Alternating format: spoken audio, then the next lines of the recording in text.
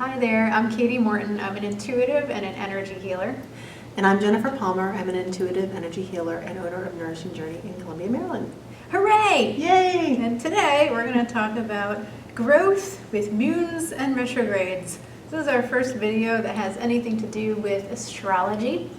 We are not professional astrologers, so this video will give you some pointers and maybe some tips to get started doing your own research if you find something that intrigues you and you want to pursue it further. Yeah, all we know is that sometimes these retrogrades especially kick our butts. And so the whole topic today is about how to utilize these things, these very beautiful times in our astrological cycles to actually improve. Yeah, as opposed to like floundering around like a floppy fish on a deck out of water, which is kind of, the default. Yeah, sometimes. Sometimes. All right, so let's move on. All right. All right, so new moons. Mm-hmm. New moons are often about new beginnings and cycles, setting intentions, and it's probably the best time out of all the different cycles, I guess, to like really enjoy the free flow of energy. Yeah, and it's a time to it's a time of hope and optimism and goal setting and looking at what you really want to see unfold in your life. And it's just a good time to say like, all right, it's a new beginning every new moon, and to say, I gotta just start from here. Past is in the past. Let's make things happen. Yeah. And of course it affects all of these things that we're going to be talking about affect each zodiac sign differently at different times. And so that's the research you might want to do is, so for example, the new moon we just had on July 31st in Leo, you can always look at your own chart and see where might that affect you, or what area of your life do you want to pay special attention to. Yeah. Yeah. So that's an easy one. Mm-hmm.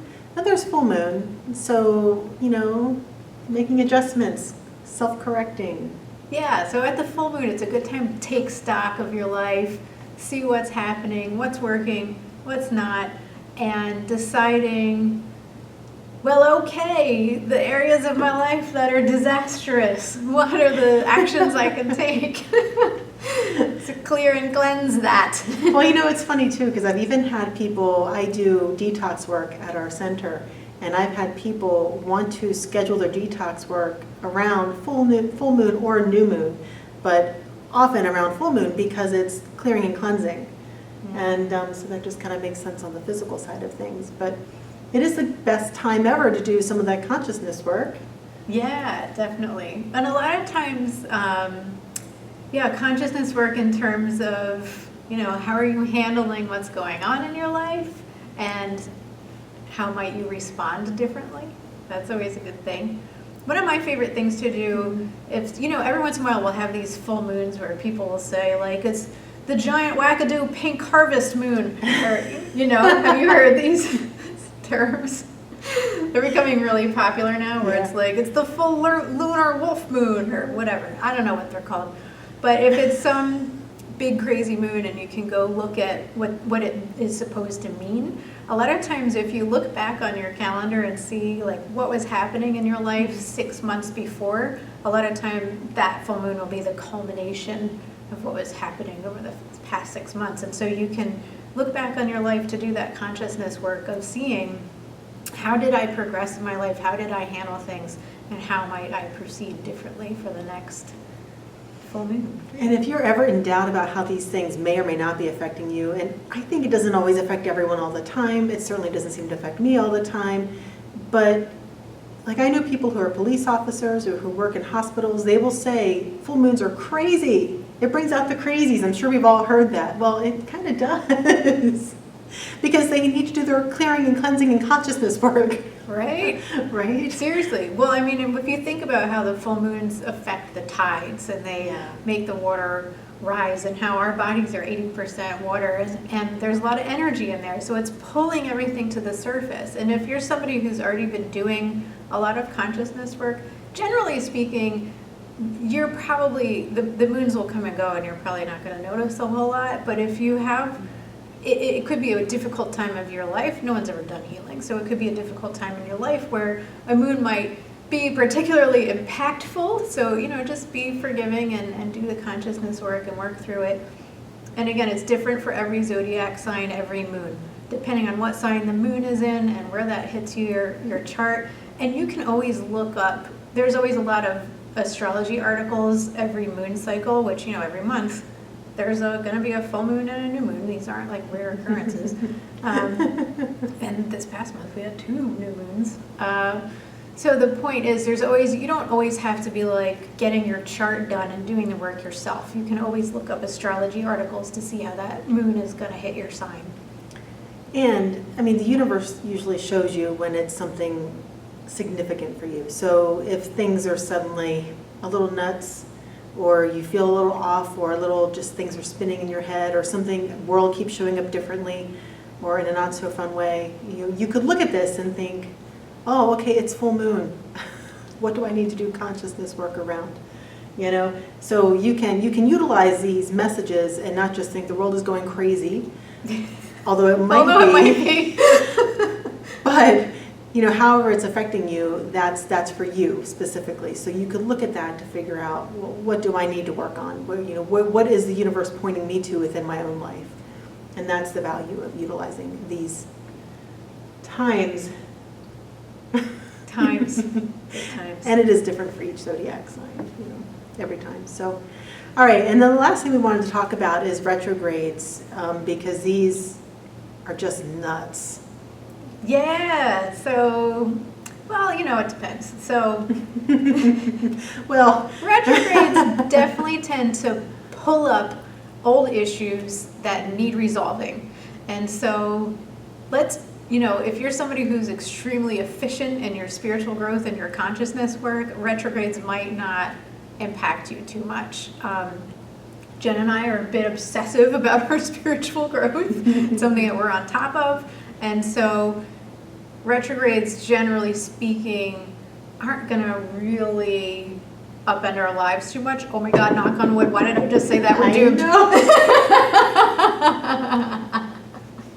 It's almost like you just broke a mirror or something. I know, right? I just walked under a ladder, smashing mirrors everywhere. With a black hat. With a black hat on my head. So, yeah. But one of the reasons why we wanted to actually even talk about this whole topic today is because we have got, and I counted, something like 7 planets in retrograde that will be all in retrograde at the same time within the next couple of weeks here. So things should be going banana pants, yes. Just FYI, brace yourselves. And there was something similar last summer, and a lot of people were really feeling it, and things, I felt like last summer was a lot harder for people. I think this past year people have cleared, purged, grown, cleansed a lot, generally speaking. We're around a community of people who are trying to do the work. But even that, so many people are like, so when is 2019 supposed to get good? Because it's been difficult still. It's been really hard. Yeah. I think it's really different for everybody and where they are in their ascension process and how much they've been doing the consciousness work. In terms of when we should see, as an intuitive, not as necessarily as an astrologer, I'm thinking like November. I'm throwing a little astrology in there. I'm predicting like November. People might see things are like, finally, maybe they'll feel some relief. We'll see. I don't know. So, some people use astrology as predictive astrology, which I think can be really helpful in terms of big planetary moves like earthquakes, volcanoes, big changes in world governments. I think that's pretty great. It can be really fun to use predictive astrology in your personal life, as long as you don't get too attached or too hung up on what you're really hoping is going to happen, and just sort of from a detached perspective, using predictive astrology for yourself. Because otherwise you can wind up disappointed, because planets and how they affect your energy and your day-to-day life can be really unpredictable when you throw the free will of others into the mix. You just never know what you're going to get. Truth. But retrogrades are for revising, resolving, revisiting anything in your life that comes up and goes awry in a retrograde, it's time to do the work on it and just figure out, how can I make this stop happening? So two that we wanted to talk about, I mean, because there's many that you could talk about, and we don't want this to be a long video, but two that come up for us that we thought would be important to bring up would be Mercury and Pluto. So most people have heard, and the difficulties with Mercury in retrograde, if you're into any of this. Mercury is about communication and kind of like this, it could be verbally communicating, which Katie and I were laughing because she's like, the words are not coming out of my mouth. I was like, my word hole's non-functioning. What do I do? And I, got that in my head. Because we had to make this video, and I was like, Jen, help. Anyway. I'm like, well, this will be great for the video. Right? Because I could demonstrate Mercury in retrograde in action.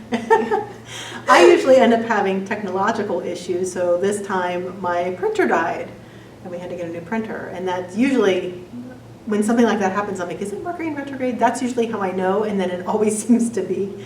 So, yeah, and people talk about Mercury retrograde more than other planets because it goes retrograde 3 to 4 times per year because its orbit is smaller than Earth, so it just happens a lot.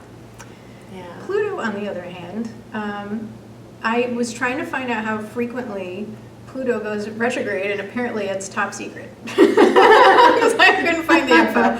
However, Pluto is currently retrograde through October 3rd. And that is a time of looking at your deepest, darkest secrets, your shadow, any skeletons you have in the closet. And we can see this now in, there's a lot of big secrets coming out all over the world. It's like a time for revelations. So, but it can, in your personal life, it's a good time to just make peace with your shadow because everybody has their ugly bits and you gotta love them. And make peace with them. And if there's something that needs to be resolved within the ego, like Pluto retrograde, it's a really great time to do that. If you keep trying to deny the shadow aspects of yourself, they're going to keep causing you problems. They're going to keep haunting you. So fix it. Seriously. Revise, resolve, revisit your issues. So yeah, which is great for consciousness work. All right. So that's it for our talk on the moons and retrograde. And we hope you enjoyed it. Please visit our websites, nourishing-journey.com, katiemorton.com, and join us every Thursday night at 7 p.m. Eastern Standard Time on the Book of Faces, that is Face a Book, and YouTube. Yeah, so Nourishing Journeys, Facebook and YouTube, or just my Facebook page. I am facebook.com/KatieMortonAuthor. And what's your Facebook? I think it's Nourishing Journey? I think it's just Nourishing Journey. Great. There's a link on our website. You'll find it. All right. Thanks, guys. Bye. Bye.